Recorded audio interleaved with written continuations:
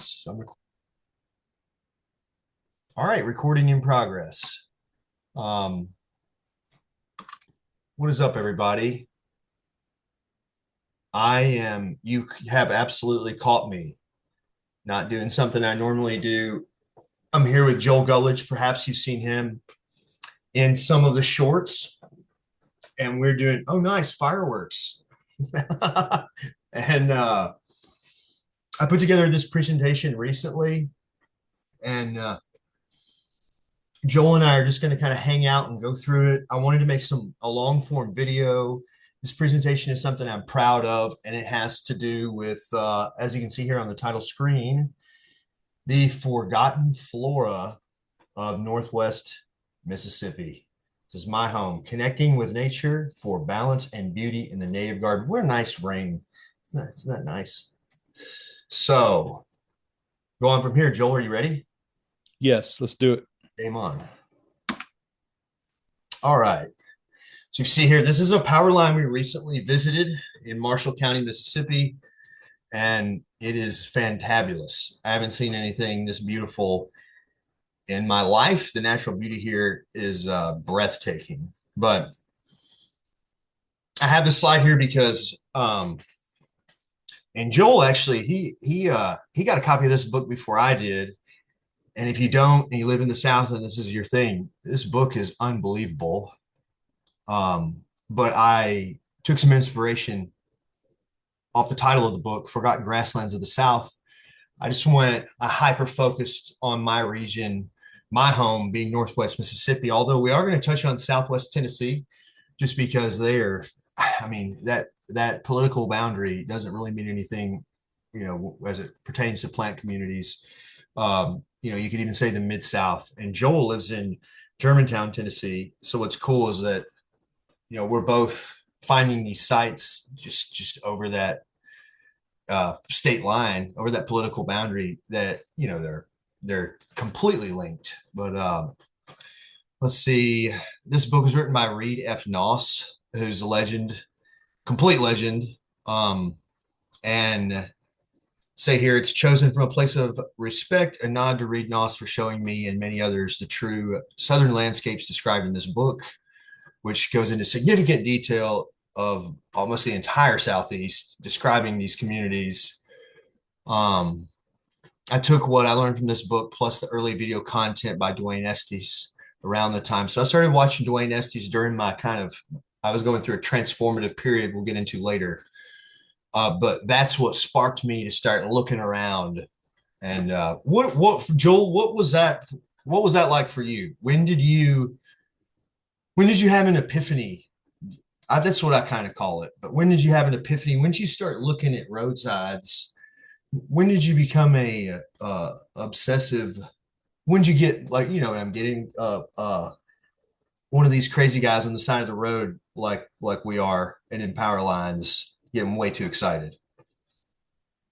Yeah, I think it's happened little by little over time, starting with an interest in gardening and then kind of shifting into, well, what plants will thrive in my backyard and why do these plants thrive in my backyard? And so from there, it slowly transitioned into to looking at native plants and then a realization that, wait a second, not only are there these plants that are native that I've never seen before, but that their habitat is rapidly disappearing, and there's a sense of urgency behind that, and that I would say that's a driving force for me. So Awesome.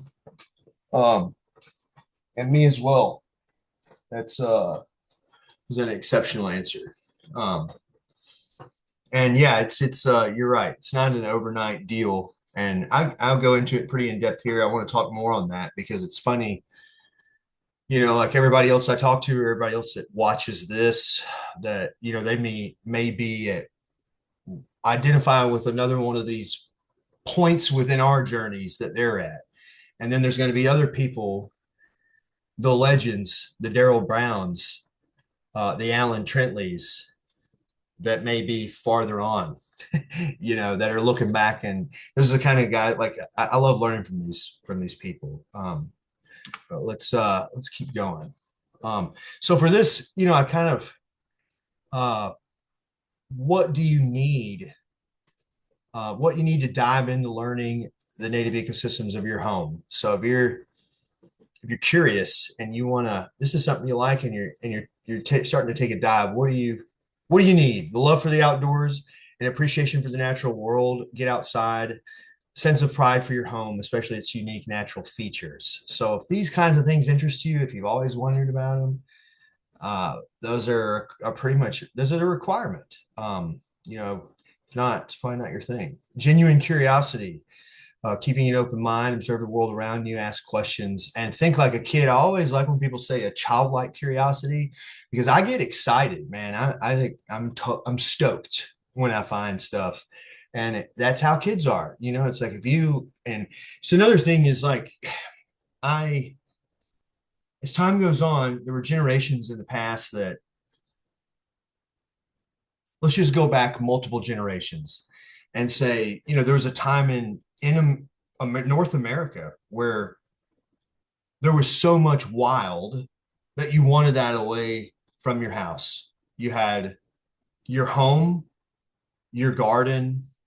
A lot of times, a lot of people in the South would have a swept yard where like you keep chickens around the house and it would almost be completely dirt that you would just sweep and kind of keep clean. But you didn't want that wild near your house because once you got to that line, that was your hunting land, that you kept it separate. And those wild spaces are almost non-existent. And with each passing generation being so much more disconnected from it, when they find true wild or like see some of these plants or ecosystems for the first time, sometimes you can literally see the excitement in their face. And what's funny is you think back a few generations that would have seen that on a daily basis and took it for granted because a few generations because there was so much of it at that time, and now there's so little of it left. Um, but that's what's exciting. Once it clicked for me, is like wow. And then I got another right here: resources and learning materials, and we have so much at our fingertips today. And we'll get more into this, but iNaturalist. There's apps and books and so much material out there for you to dive into to learn more about this. But and the most important one of all, Joel, you're going to be on this. Um, People. That's where I learn from the most. Is these 100%. good folks? Where here you are, Joel, and you're going to talk a little bit about some of the people that have inspired you the most that come to mind. Yeah. If we start from our area, it would certainly be people like Daryl Brown and Alan Trentley for sure. Yeah. Folks like you, folks like Shay, folks like Nate and John Keys and John Michael Kelly. Yeah. Yeah. Um, and some of those are the same for me. Uh, and then this year, like I've got Robin Parker with Quail Forever. It's kind of cool when you take an interest and you keep an open mind and you tell people like when people know something, when they're passionate about their subject and knowledgeable, they are so willing to share that. From my experience, it's like, hey, what does this mean? What is this? What am I looking at? And if they know, they're like delighted to answer. I know I am. If somebody asks me genuinely, hey, look, what is this plant? What is its significance? I'll probably talk their ear off. But I called Robin Parker with Quail Forever, and that turned into a long-lasting friendship. Uh, one of them on here is our state botanist in Mississippi, Heather Sullivan, who I have had the pleasure of speaking with recently, and she's like a hero, which is amazing. And then we got Shay. We got a couple of buddies from Freedom Seed Farm, Kyle Leibarger, um, Alan Trentley, and this SGI team, um, Jared and Vero, and Matthew. Superb. Such cool folks. Just spending some time with them, learning so much. Oh, and don't forget these two here for the Arkansas team. But But these people, I mean, these people, the amount of knowledge and what we've learned is just unbelievable. Oh, and then I dive a little deeper into personal stories here. Alan Trentley, um, I grew up canoeing the Ghost River. He's documenting the sand post oak ecosystem, and we connected through iNaturalist. Robin Parker, I explained a little bit about, called her to come look at my property, and that turned into a long lasting friendship and connected me with people in Hudsonville, Mississippi. Dr. Shannon McGee, I got bit by a cottonmouth last year, and he's a local veterinarian and herpetologist traveling the world looking for cool reptiles, and I was connected with him while I was in the hospital, wondering how to navigate the snake bite. And don't let that stop anybody from watching this from going out and exploring, because I stepped right on that snake, and I'm walking around in sandals on riverbanks like a crazy person. So I brought that one upon myself. But anyway, what I'm getting at is, forming these relationships. And Joel, dude, I remember, you called me up about Rudbeckia elismifolia. You saw like a probably Mississippi Native Plant Society, and it was like that's all it takes. It's like, hey man, I saw this plant. It's amazing. Sent me a photo of it, and then here we are. You know, Yeah, and before that, I started taking note of you when you were observing things like Baptisia and oh, yeah, some Amzonia sites. I was like, yeah, we've got to connect for sure. So yeah, that was awesome, and that's how it works. I encourage anybody that watches this to do the same. Like, reach out, learn from others. I mean, that's the best, as good as it gets right there. Um, oh, and here's just so growing up, I'm gonna kind of lead this into my story. I did not have always have this deep appreciation and wonder for native plants. I love the outdoors and I love nature. But I maybe knew a handful from canoeing and kayaking the Ghost River. This is what I grew up doing. This is in Fayette County, Tennessee. Joel's been out there. This is like, in a place where humans have um, changed or transformed the natural landscape. This is a piece that remains a little bit wild, which, are so hard to find, um, here in the South. But this place has shaped who I am today. Um, Joel, do you have a place like this? Did you always have an interest in plants, or did that develop from out of something else? yeah, for me, a couple different points in life. One early on my family's land, hiking around the land and realizing that there were some special plants growing in very specific conditions and habitats, that sort of made me curious, early on, and then seeing places later on, like well into my 20s, like going out to the Ghost River to kayak. And when you're kayaking those sections of the Ghost River, you're going through multiple types of ecosystems, and it's just shifting. And I would just say that I was just blown away by what I saw without really understanding what it was I was seeing. I just felt like I was stepping into another world, and yeah, Yeah. What's cool about that? Yeah, this is exactly how I felt.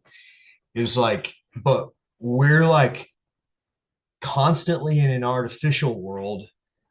So our experience with the natural world, feels like, I don't know, it's so eye opening. I felt the same way. Going here is like, wow, I'm in another world. And to think that at one time that was the only world.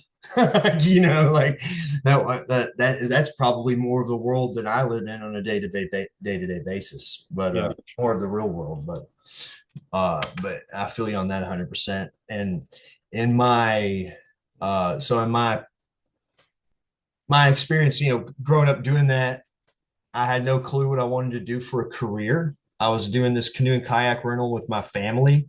So out there at Ghost River, my dad started a canoe and kayak rental when I was a kid. I was helping him do it. I loved it. I was pretty much too late to go back to college. I was about to have twins. So I'm, like I'm becoming a father. I'm getting married. Twins are on the way. Like, well, how am I going to make money? How am I going to support them? So I'm pretty good with my hands. And I like being outside. So I'm going to landscape. And my thought of like, in my head, landscaping meant like the setting of plants, exercising some creativity, and putting plants in the ground. And what I ended up doing was this: I was fixing irrigation systems, wondering why, like why I was doing any of it. I was doing this, except most of the time we use blue dye. So this is like a turf grass application. You do like two or three pre-emergent turf grass applications, and then do spot spray. Anyways, using chemicals and fertilizers for turf grass lawn. I got way into lawn and just I did that for a long time. I did that for 3 years, and I was like, dude, this is not anything like what I thought it was going to be, or like coming from from canoeing and kayak in Ghost River. This was so far away from what I thought it was going to be, commercial landscape. Um, and I got so deep into it, I even got a license and was doing turf management. I was basically being trained to think that was the only way, like the conventional landscape was the only option, the only workable option. But um, that turned into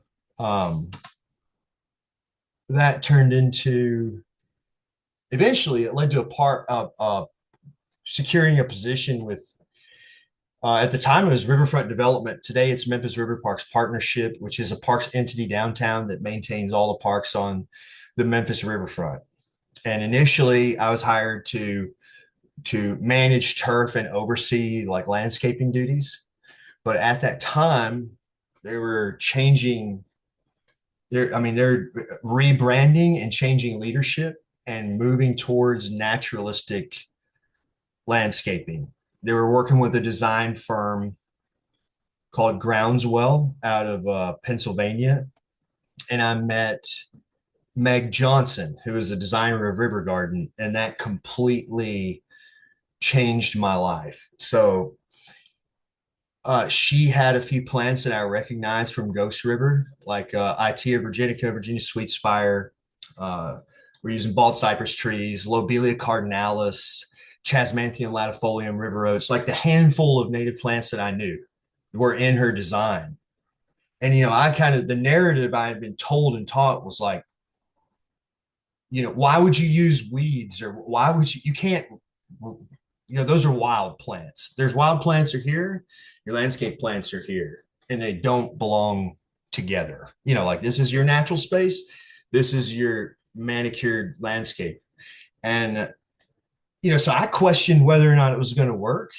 I wondered how it would be maintained, and it worked, and it works today. I still take care of that park today. It's beautiful, but that was the turning point.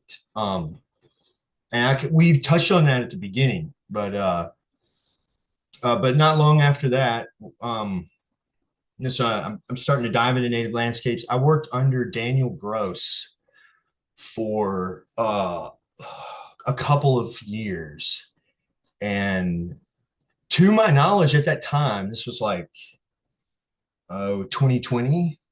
He was the only person in the Memphis area that was really doing native landscapes. And I have the utmost respect for him because I told him from the beginning, I was like, man, I'd really love to do this. And he says, man, come work for me and I'll show you. He was just totally a mentor, and it couldn't work out any better. But Daniel from a project at Botanic Garden. Daniel was he up until recently he was the director of horticulture of Memphis Botanic Garden. Now he's back doing landscaping on his own again. What was that experience like? I mean, y'all did a massive scale project, right? Yeah, for sure. I learned through the Botanic Garden that a couple of pretty well-known designers, Thomas Rayner and Claudia West from Fido Studio, were going to be designing meadow gardens for the Memphis Botanic Gardens. And these are huge meadows. Like, we planted 10,000 plus plugs for these meadows. That's awesome. It was ridiculous. And so I just sort of raised my hand and reached out to Daniel and was like, "Hey, man, I have a specific interest in naturalistic plant design. I would love to come out, help lay out, help install." And so I got to work right alongside Daniel and the Hort team Dude, with Claudia West, and we knocked out those plantings, and it was a fabulous learning experience for sure. dude, that's so cool. And I've gone back and looked at those. And if you're in the Memphis area, if you're watching this, it's Memphis Botanic Garden, the work that Joel is talking about, and additional landscapes that Daniel was a part of, like transform that place. Like the native plant landscapes, there's a structure. I don't remember the name of the structure. It's almost behind the stage. Dude, I mean, he's added so many. I don't believe before he came in there was any kind of a focus on using native plants in the landscape, and he, completely 180 that, and it added so much value to that, to Memphis Botanic Garden. It's such a beautiful place. But Yeah, shout out to Daniel. He left a mark on the Memphis Botanic Garden for sure, in my opinion. So he most certainly did. An awesome dude. But after working a couple of years with him, actually what was funny is he told me, "Hey, I'm taking a position as the director of horticulture at Memphis Botanic Garden." So we're meeting, and at the same exact time, I was telling him, "Hey, I want to start on my own." This was in 2022. I was like, "Hey, I've worked with you a couple of years. Next year, I'm going to go on my own." He said, "Perfect timing, because I'm closing shop and I'm going to be moving to Botanic Garden. So can you take care of these people?" And it was the perfect start to me going out on my own. But one thing that I was disconnected with, like at this time, I was still dividing nature and landscape. They were closer, but they still weren't like connected in my mind like they are today. So I was using a lot of popular regional natives that don't necessarily occur naturally here. So like Echinacea purpurea, if you find that in Northwest Mississippi or Southwest Tennessee, get a pressing of it, because it's a anomaly, something that, and I didn't know these things, I mean, there's so many. What's another? Augusta key. There's the more popular species and cultivars that are used in landscape. Like I've seen the giant yellow hyssop here. I don't really see Augusta. There's so many of these plants that are so frequently used in landscapes. Baptisia australis, super popular in native plant landscapes, not a Baptisia that you're going to find in Northwest Mississippi or Southwest Tennessee. So I started to wonder, the more we use these plants, where are they? Like, I'm planting them all over the place, but where they theoretically, I should be able to go find them, right? So here's just a few photos of river garden. Oh, here's another prime example of a species that you're just commonly using in the landscape you're not going to find here. And that's Muhlenbergia capillaris. That's a pink muhly grass. That's I've seen it on the Gulf Coast. It's unbelievable. I've seen it in sand dunes on the Gulf Coast and longleaf pine savanna. Finding it here would be pretty insane. But super common, does well in the landscape, but different. Let's just say I've gone a different direction from this time period. This time period in my landscape career. And here's something cool that I do. And Joel, I'm interested in asking you about this, because I've always just hand drawn my landscapes for clients. Partially because I enjoy it, partially because I don't know of any programs, or like I mean, this is just how I know how to do it. So this is like some of my early work, except for the one in the bottom right corner. Joel and I actually, we worked at that house last year, but what do you use, Joel? Do you use for landscape design? And I should have given you an introduction at the beginning, but we jumped into this. But for those of you that don't know, Joel is a landscape designer based in Memphis, Tennessee. But do you have something what do you use when you're designing? Yeah, from a technology standpoint, I definitely have some tools at my disposal on my iPad, um, on my laptop that I can use. But honestly, man, my favorite thing to do is to just take grid paper and just grid out species. Like I won't even draw things like this. Like I feel like in my head I can see things really three dimensionally, and so flat design on grid paper is my preferred method. Nice. And Yeah. probably a lot more legible than my stuff here. I mean, this is cool to give people an idea of it's just what I enjoy, but everybody has different styles of doing things, and that's kind of the beauty of it is you can take whatever approach you want, and I think the variability from one landscape to another is what makes it beautiful. Um, I wanted to throw this in here because I mentioned him earlier, but this was a this was a pretty during these kind of transformative years. He had a huge impact on my understanding of the natural world. So I remember specifically there was like a helianthus um, that he was speaking about on the side of the road, somewhere in Tennessee. And after that video, I went around. This was in October, probably like what these are 7-year-old videos. So this could have been 2018. This is when Southeastern Grasslands Institute was being founded. Back then, I think it was called Southeastern Grasslands Initiative. And Dwayne was doing these short videos. He's kind of too busy for this kind of stuff now, but he still does some really great ones. But he was really putting them out on Facebook at the time. But um, I went and found Helianthus angustifolius immediately and was like, whoa, narrow leaf sunflower. I was like, man, he's right. I started looking for sunflowers and, connecting the native plants that are here and with landscape. So, where are they? And this is a photo by my friend Robin I showed earlier. This is a landscape recreation done in Northwest Mississippi. So, where are the wild native plants? And let's see, this is Joel's photo, I think. I think this is your photo. And this is Triscantia occidentalis, potentially variety Melanthera, even if it's not that variety. This is an S1 species in the state of Mississippi. If you look at range maps, this is a plant you'll find all over the West. And that's something that Joel and I have discussed pretty in depth is that here in Northwest Mississippi and Southwest Tennessee, we find a connection with a lot of wild plants that can be found west of here, up into the Great Plains. Sulfium integrifolia, Rudbeckia lismifolia, Triscantia occidentalis, Pacarodubia. I mean, the list goes on. We're going to look at a lot of them. But here's some more, examples. I said, where all the native species I'm using for landscapes in the wild, you know, and listing off blue wild indigo, pink muley, Rudbeckia fulgida. There's no Rudbeckia fulgida here. Obedient plant, you're not likely to find obedient plant. You are in the Gulf Coastal Plain in North Mississippi, but not Northwest Mississippi. Eastern Columbine, that's a rare one here, but where, are they even really native?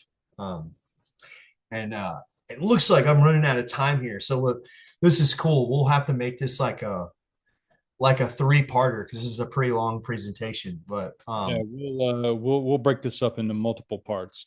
yeah. But this is a cool part one. So we're coming up on where we'll probably have to wrap it up. But and this is my favorite map of all time. Actually, let's go back to this, dude. What's your thoughts on this, man? I mean, you obviously you see those connections too, because you pointed a lot of them out to me.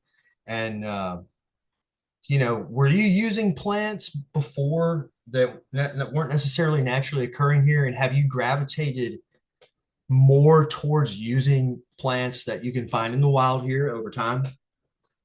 Yeah, I used to use all kinds of plants that weren't from here but considered natives in just the native plant world. And exactly like you, man, got interested in iNaturalist and started to look a little bit deeper and realizing, wait a second, there's so many plants that I can't find in wild areas.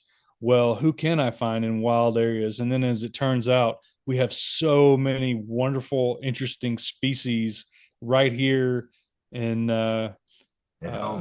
in Yeah. our ecoregions at home. Yeah. Yeah. So yeah. Yeah, that's exactly what happened with me too. And what's cool is that many of them are not represented in the landscape industry, which is cool because that I wish they were, but also that presents an opportunity for us to be a part of that. Yeah, not only that, but we can also set some trends too, right? With some Right, plants nobody else is using. So right, yeah, and that obviously that wants to be here, that for sure. is gonna do well if put in the right setting. And back to the ecoregions, this is the ecoregion map that I find so many connections and base so much of what I plant, why I plant off of this. It's like, each of these are different worlds. I mean, you look at Mississippi alluvial plain and things you find here, you're not going to find in the Lush Plains. Things you find in Bluff Hills are going to be different than in the Lush Plains. And that's even a more, you know, a sub-region that's getting even more technical. Northern Hilly Gulf Coastal Plain has different species you wouldn't find in the Lush Plains. And you'll find connections. You'll find stuff that fizzles out in the Northern Hilly Gulf Coastal Plain that doesn't quite make it to the Lush Plains, and things in the Lush Plains that jump over the river going west. Um, and there's ecoregion maps for the for all the states on EPA.gov. So if you're watching from somewhere else, what I'm getting at is learn the plants of your home and the reward and the happiness that it will grant you if you follow a similar path is immeasurable. Um, and this map, I put in here studied alongside plant species range map. Like if you use it in correlation with BONAP's North American Plant Atlas or iNaturalist observations using the explore function, you can find some pretty cool links that some discoveries, and that's what makes me excited. Then we have Northwest Mississippi ecoregion, so covering the rest of this, we'll be going in depth on the Lush Plains, I think, because mainly that's the ecoregion I live in, but also because I believe that the Lush Plains were transformed so rapidly when European settlers arrived. We began farming the Lush Plains and building on the Lush Plains so quickly that we don't even remember what was here. That goes for a lot of the South, but especially the Lush Plains because it was so fitting for. There's no rocks. The agriculture is such a sensible place to start growing crops, so it got transformed extremely quickly. But we may have time to do one more before we move on. Oh, and the Bluff Hills, these mesic rich forests in the Bluff Hills are unbelievable. What we may end up stopping on this one. Joel, are you tied to any of these ecoregions more so than the others? I mean, you're in the Lush Plains also in Southwest Tennessee. Um, is that where you like to explore the most? Is that where where you identify home as Lush Plains or? Yeah, I do. Lush Plains and then a little bit east into coastal plains. So Yeah, probably from your family property. But yep. oh, and what is Lush? Wind-blown deposit of fine silty sediment primarily formed during the Pleistocene. So, and here's what it looks like, and that's where we live, and I think that's going to do it for part one. So I can't wait to jump into the next couple of segments of this. But Joel, thanks for hanging out with me and